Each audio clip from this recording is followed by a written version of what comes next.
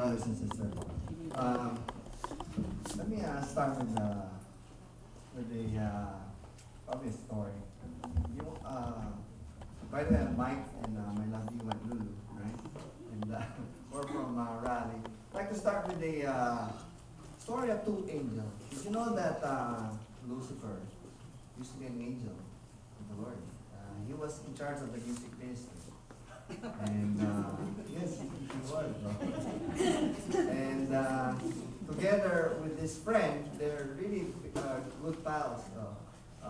Michael, the archangel. So they're buddies, right? So what they do is they meet each other and they said, let's see each other. So they said, let's see each other in New York. So they went and, saw each other and said, let's ride this bus. So they rode on the bus. So they were riding on the bus. There was this pickpocket guy who was getting the purse of the woman. And Lucifer said, you know what? That's one of my guys. And then Michael saw this guy who was giving the seat to the old lady. You see that guy who was giving that seat to the old lady? That's one of my guys. All right, so fair and square, they drove to the church, St. Patrick's, and Michael the Archangel said, you know what? The people inside there are all mine. Okay, you know what? The people who are smoking outside are all mine. So he said, you know what? Let's go to North Carolina. Somewhere in Charlotte, there's a CLP there, And Michael the Archangel said, you know what? All those people that are in there are all mine. And you know what Lucifer said? All the people that will be sleeping will be mine. Don't sleep, okay? All right. What about the Christian family? All right? As you all know, that the family is the basic unit of society. All right? And, of course, what determines the family determines also the world. But there are several forces that seek to destroy the family. Okay? And we will talk about that. There are like many broken homes, if you notice. Divorce, there's a lot of divorce, separation, and unwanted children as well. Even the traditional definition of family is being challenged right now. There's homosexuality, a couple adopting a child, like Fred and Sam adopting a child. So the children are confused. Who is mom and who is dad?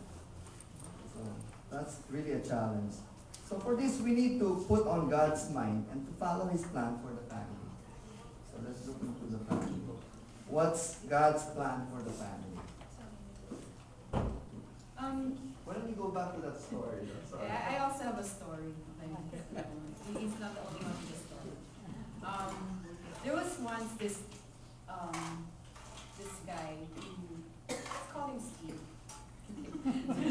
So one Sunday afternoon, he was lazily lounging around in his living room, reading the newspaper.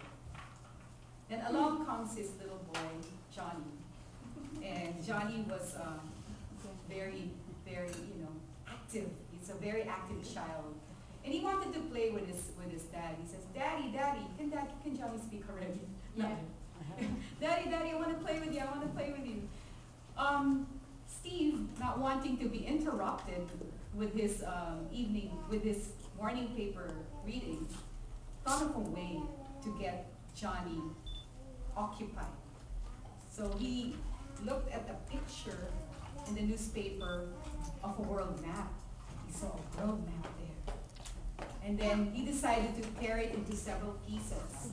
And he asked Johnny to put the pieces together. And then he says, wow, this is going to be difficult. It's going to take him a long time, and he will stop bugging me for a while. So he gave it to Johnny. And then Johnny comes back after a few minutes. And then Steve says, shiny boy. Yeah, I know. The shiny boy came back after a few minutes. Johnny boy came back after a few minutes, and Steve was so amazed. Daddy, look, I was able to put it together. Why? How did you put it together so quickly? Because Daddy, at the back of the picture of the world map, there was a picture of a family. So I put together the picture of the family, and I was able to put together the world. Remember the AT&T commercial? So like Mike mentioned earlier, the condition of the family determines the condition of the world. All right, so now let's take a look at God's plan for the family. Okay, since the family is the basic unit of society, and we all know that family is father and mother, I love you. Right? So if you kind of like an acronym for that. So let's look on the book of Genesis, chapter 1, verses 27 and 28 reads, God created man in his own image. In the image, God created him. Male and female, he created them. God blessed them, and God said to them, be fruitful and multiply and fill the earth and subdue it and rule over the fish of the sea and over the birds of the sky and over living things that moves on earth. So he created man and woman in his image. Image meaning more of a holy. Okay?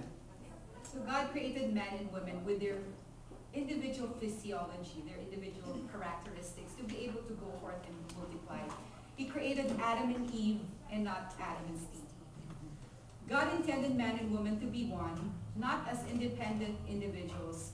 He intended them to produce babies and raise a family together as a couple. The family also is a place for a training ground, for training children. This is where they develop the values. So sometimes when we have small kids, it's better that what we say, what we do, they also repeat, right?